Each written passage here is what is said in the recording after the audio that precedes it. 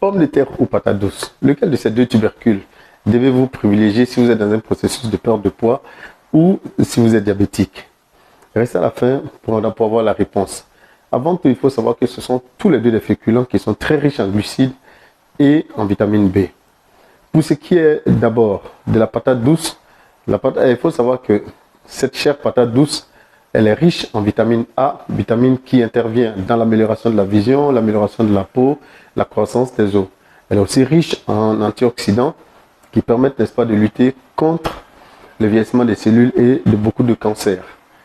Elle est ensuite riche en fibres, ce qui permet éventuellement, malgré tout le sucre qu'elle contient, de ralentir le passage de ce sucre-là dans votre sang parce que les fibres contribuent à réguler justement l'indice glycémique et à gérer le transit intestinal. Enfin, la patate douce, il faut le dire, elle vous apporte dans sa consommation au quotidien pour 200 grammes de vitamine A, elle vous apporte 100% de vos besoins en vitamine A de la journée. Au niveau de son apport, des apports en calories, il faut noter que la patate douce apporte beaucoup plus de calories que la pomme de terre. Cependant, elle a un indice glycémique beaucoup plus bas parce qu'elle est considérée plus ou moins comme un aliment à indice glycémique assez. Et qu'en est-il de la pomme de terre? Il faut dire que la pomme de terre, elle est très riche en vitamine C, qui est l'acide ascorbique, vitamine qui permet de lutter contre les infections bactériennes et intervient également dans la grande protection générale de l'organisme. La pomme de terre est également riche en antioxydants qui, nous l'avons dit plus tôt, permet de lutter contre le vieillissement des cellules et de beaucoup de maladies telles que les maladies cardiovasculaires, beaucoup de cancers, etc., etc.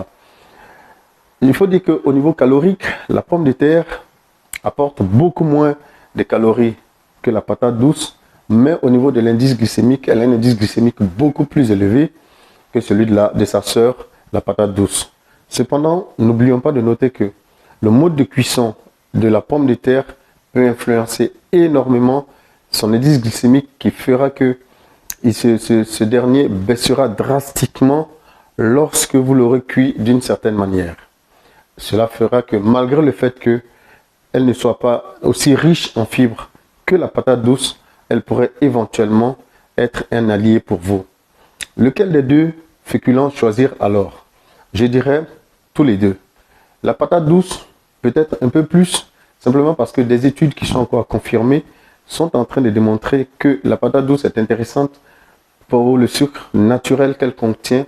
Elle permet de réguler le taux de sang, le taux de glucides dans votre sang, ce qui serait très intéressant pour éventuellement